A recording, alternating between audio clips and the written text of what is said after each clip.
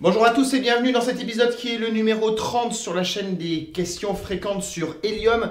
Je voulais sur cet épisode 30 avoir un sujet un petit peu spécial, mais je ne m'attendais pas du tout à ce que l'actu me propose un sujet comme celui-ci. Je vais vous parler cette fois-ci du bug de Binance, un bug à 20 millions de dollars.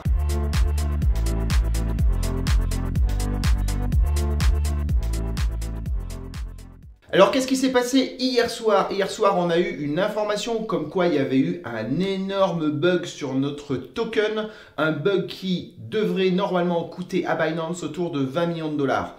Ce bug-là, c'est un truc qui est assez surprenant, mais qui en fait est pas tant une surprise que ça pouvait arriver. Je vous l'explique, il marche assez simplement. Eh bien, comme on a eu un nouveau token, le mobile, ce mobile il appartient au même wallet, au wallet HNT que l'on possède. Mais c'est juste une sous-crypto finalement, enfin un sous-token sur notre wallet Helium. Alors qu'est-ce qui s'est passé? Eh bien, quand il y a des gens qui ont transféré sur leur wallet Binance des mobiles, ce qui en soi était complètement con, puisque le mobile n'est pas référencé sur Binance, eh bien ces mobiles-là qui sont venus créditer le compte Helium, eh bien, ont été interprétés comme des HNT, ce qui veut dire que les personnes qui ont viré 1000 mobiles sur Binance ont été créditées de 1000 HNT.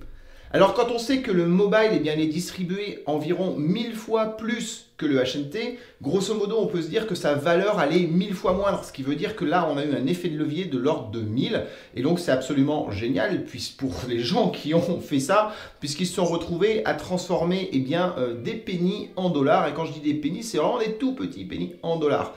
Alors ça pose quand même un énorme problème, c'est que forcément si ces gens-là ont fait un super deal, ils ont rapidement vendu l'argent, enfin vendu les tokens, parce que leur objectif avant tout c'est de partir avec du cash le plus vite possible. Quand vous faites un hold-up de ce type-là, il faut courir vite avec le cash, et donc ils ont vendu au cours, et ça peut vraiment expliquer pourquoi notre cours il est bien tombé ces jours-ci.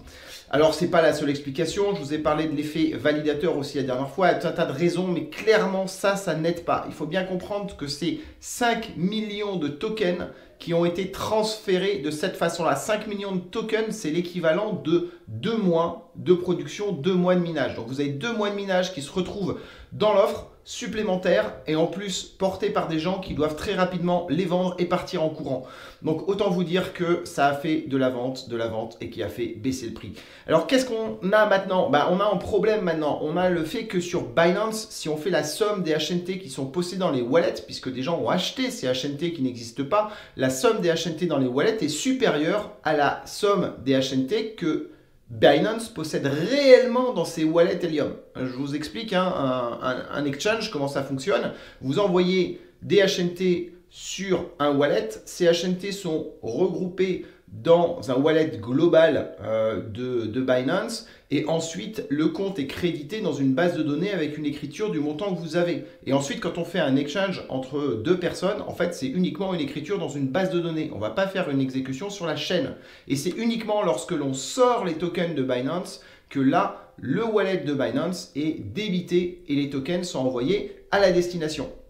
Donc, vous comprenez qu'on peut très bien avoir un déséquilibre entre ce que contient la base de données de Binance, qui va avoir donc en ce moment 5 millions de tokens HNT en trop, par rapport au wallet Helium que possède Binance, qui donc eux en ont 5 millions en moins. En gros, si on retire tous nos HNT de Binance aujourd'hui, eh bien il y en a 5 millions qui ne pourront pas délivrer. Alors, on ne va pas les retirer, donc en soi, ce n'est pas un problème, mais ça veut dire que Binance, en fait, doit résoudre ce problème-là. Je pense que courir après les gens qui ont profité du système, ça va être très compliqué. C'est peut-être pas impossible, mais ça me semble très compliqué. Effacer les écritures me semble absolument impossible. Donc, ça veut dire que, grosso modo, Binance va devoir racheter 5 millions de ces tokens écrits dans les bases de données de façon à les supprimer de ces bases de données. Je ne vois pas vraiment d'autres solutions de résoudre ce problème. Donc ça, on peut espérer que ça va faire remonter le cours, mais j'en sais absolument rien, d'accord, hein, c'est absolument pas un avis d'investissement. En tout cas, j'espère que ça va se passer parce qu'il faut résoudre ce problème. On ne peut pas garder cet écart entre les comptes qui existent dans la base de données et la réalité de ce qu'il y a sur les wallets. Bon, enfin, en tout cas, voilà, c'était pour partager avec vous ce gros bug. Je pense que des comme ça, il n'y en a quand même pas eu souvent sur la crypto. 5 millions de tokens, le cours aujourd'hui, c'est à 4 $, mais quand le problème a commencé, c'était plutôt autour de 7. Donc vous voyez un peu l'ampleur des dégâts, c'est un bug à plusieurs dizaines de millions de dollars, entre 20 et 50 millions de dollars. Et là, si aujourd'hui Binance le répare et donc doit acheter ces 5 millions de tokens sur le marché pour les détruire dans ses bases, forcément le cours va pas mal monter. Donc on est au minimum à 20 millions de dollars, mais sans doute autour de 20 et 50. Une petite erreur industrielle.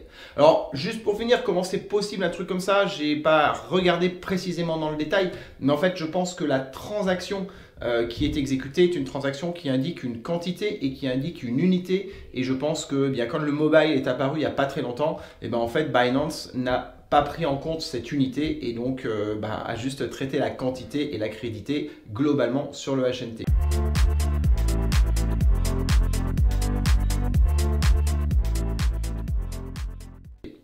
Voilà, donc je dirais aussi en conclusion que le crime profite aussi aux idiots, puisque transférer des mobiles vers Binance, c'était normalement l'assurance de les perdre. Et bien voilà, quelqu'un a tenté. Peut-être qu'il l'a fait volontairement en espérant qu'il y ait ce bug et l'a trouvé. Peut-être qu'il l'a fait juste par bêtise. Mais en tout cas, il y a des gens qui sont devenus riches grâce à ce bug. On ne sait pas si ça va durer pour eux, mais en tout cas pour nous, c'est plutôt négatif et on espère que ça va vite être réglé. En attendant, je vous dis à très bientôt pour une nouvelle vidéo. J'espère que ce sera de meilleures nouvelles que ce type de bug-là. C'est hyper intéressant à comprendre et à voir, mais franchement, c'est vraiment pénible d'avoir un token qui a son cours qui baisse pour des bêtises pareilles. À bientôt, ciao!